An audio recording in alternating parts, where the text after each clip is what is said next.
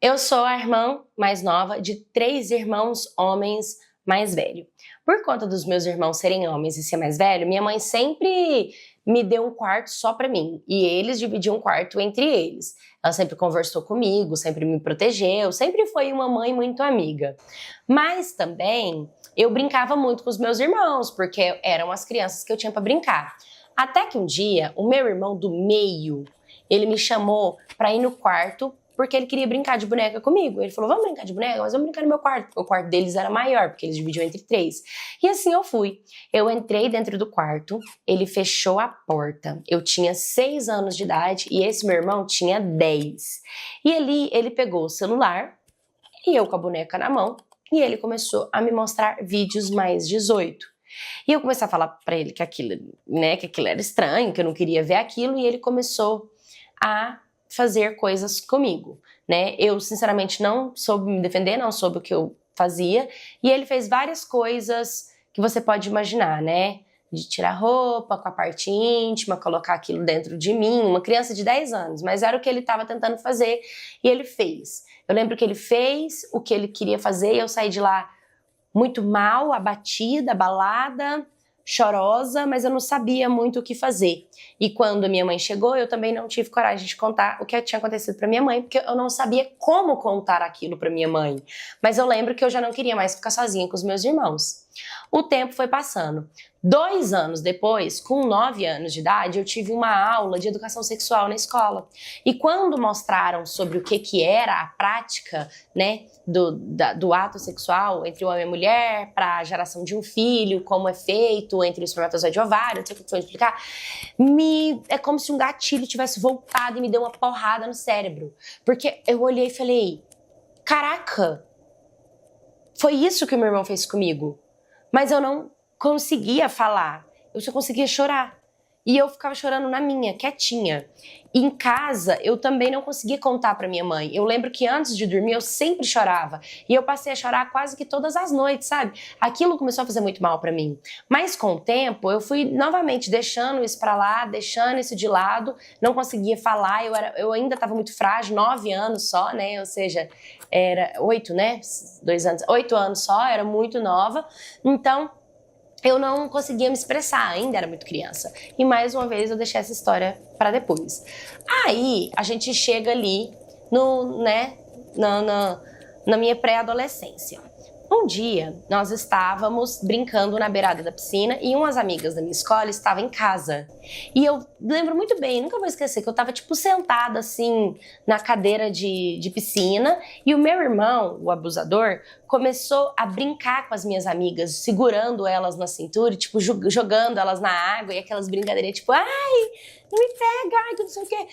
Claro, tudo bem que as minhas amigas poderiam até estar se divertindo com aquilo, mas na hora me subiu uma raiva tão grande, foi mais uma porrada no meu cérebro do que tinha acontecido quando eu tinha 6 anos de idade naquele quarto, no dia que ele mostrou aqueles vídeos. E eu comecei a bater nele, eu comecei a bater mesmo e a xingar ele, eu fiquei muito brava, eu comecei a gritar. E naquela hora, ninguém meio que entendeu nada do que estava acontecendo. Minha mãe veio separar e me puxou e perguntou o que estava acontecendo, me afastou. E quando ela me puxou pro canto e perguntou por que eu estava tão nervosa, o que tinha acontecido, eu só lembro que eu comecei a falar o que ele tinha feito quando eu era criança, que ele me trancou no quarto, que ele me chamou pra brincar de boneco, que ele me mostrou um vídeo mais 18, que ele tirou minha roupa, tirou a dele, que ele subiu em mim, que ele fez o que ele fez. E enfim, eu fiquei muito abalada. E minha mãe me acalmou, minha mãe me abraçou, minha mãe me pediu perdão, me falou que não sabia que tinha acontecido aquilo comigo, que ia conversar com meu pai, pro meu pai conversar com meu irmão, pra tudo se ajeitar, que ia ficar tudo bem, que pra eu não, né, ia estar tudo certo, que eles iam resolver. E eu falei, não, então tá bom, beleza. E aí o tempo foi passando.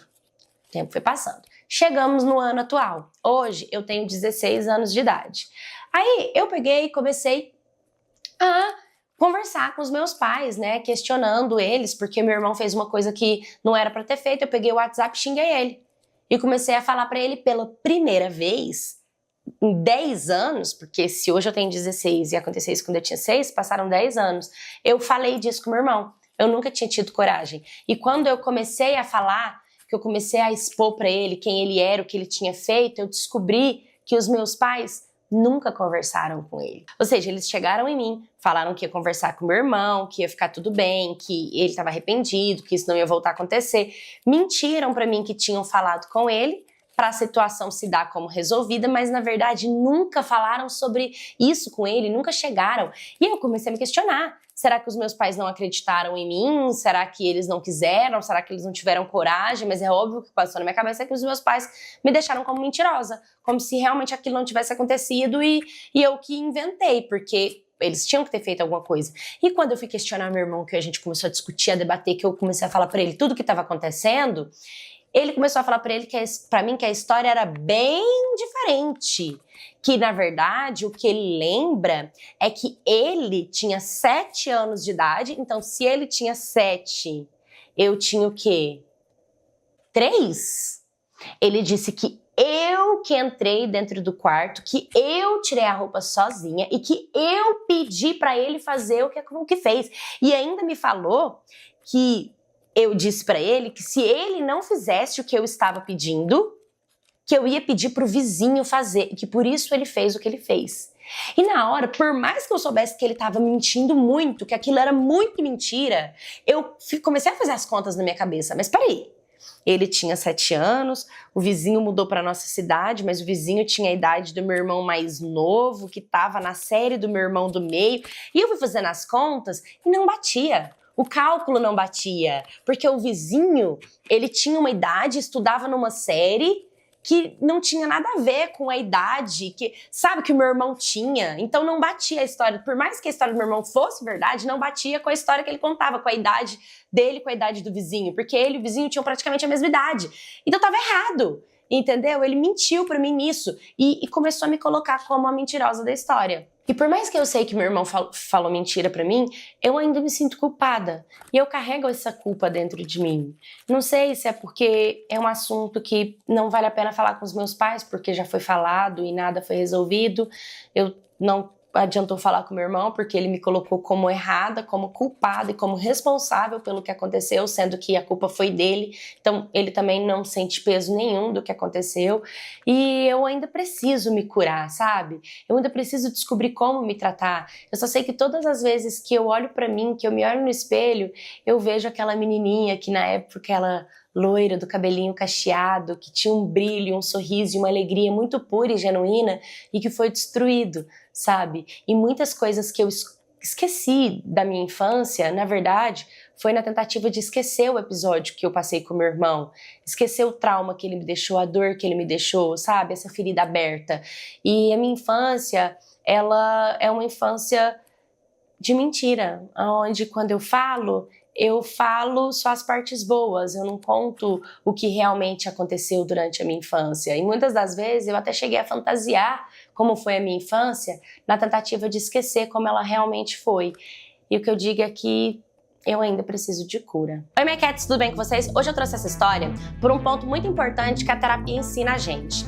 Quando nós somos adultos, que é uma coisa que não é a proprietária dessa história, porque 16 anos você ainda não é adulta, você está entrando na vida jovem, né? O seu cérebro termina de amadurecer aos seus 25 anos de idade, então você ainda está em processo de moldar o seu cérebro e, infelizmente, dentro desse molde, né, tem ali um trauma que muitas pessoas passam, se não é um trauma de abuso, às vezes é abandono, rejeição, né, agressão, tem muitos traumas, então assim, o nosso cérebro cresce mesmo com esses traumas e quando a gente vira adulto, a gente precisa se responsabilizar por aquilo que os nossos pais não foram responsáveis na nossa infância.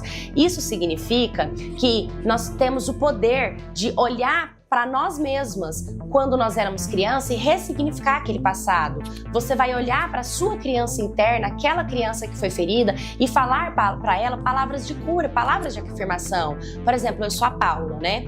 Minha mãe foi embora do país quando eu era criança e eu senti a dor do abandono.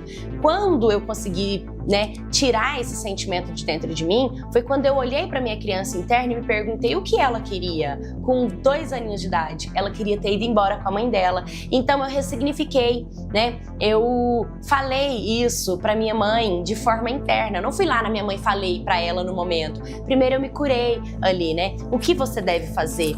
procurar uma psicanalista para trabalhar os seus traumas do passado, onde você vai olhar para essa menininha que você enxerga no espelho. Essa menininha, ela tá pedindo para ser vista. Ela não foi vista, ela não foi enxergada, entende? Ela não foi vista pela sua mãe nem pelo seu pai. Ela não foi protegida pela sua mãe e pelo seu pai. Mas agora que você vai se tornar adulta, você vai poder olhar para essa menininha e dizer para ela que tá tudo bem, que agora você toma posse da sua vida adulta. Por quê?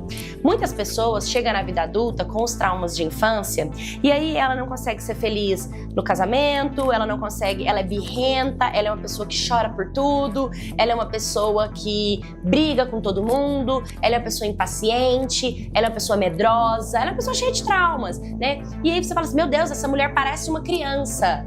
Mas de fato é a criança interna dela tomando atitude. Uma pessoa adulta, quando ela não cura o passado dela, quando ela não olha para a infância dela e ela não dá um amor, uma paz pro passado dela, olhar para a criança e falar, agora eu estou aqui, eu vou te proteger, eu vou cuidar de você, né? Eu me cuido agora.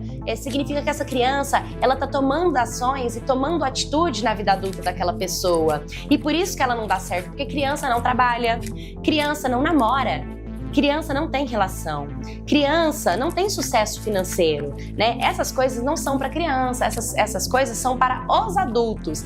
Então, quando a sua criança está no poder, é como se ela não deixasse que você enxergasse ou fosse feliz no que você quer ser na vida, porque ela primeiro precisa ser vista, ela precisa ser olhada, né? A sua criança está aqui querendo chamar a sua atenção. No momento que você parar, você olhar para ela e que você ressignificar o seu passado, você abraçar a sua criança interna, que você acolher essa criança não tem mais posse da sua vida, porque agora ela tá no lugar dela, no passado, entendeu? E quando ela não tem essa visão, quando você não olha para essa criança, não dá lugar a ela na sua vida, não ressignifica seu trauma, ela fica na sua frente, chamando a sua atenção e fazendo com que você tenha atitudes infantis para ela poder ser vista.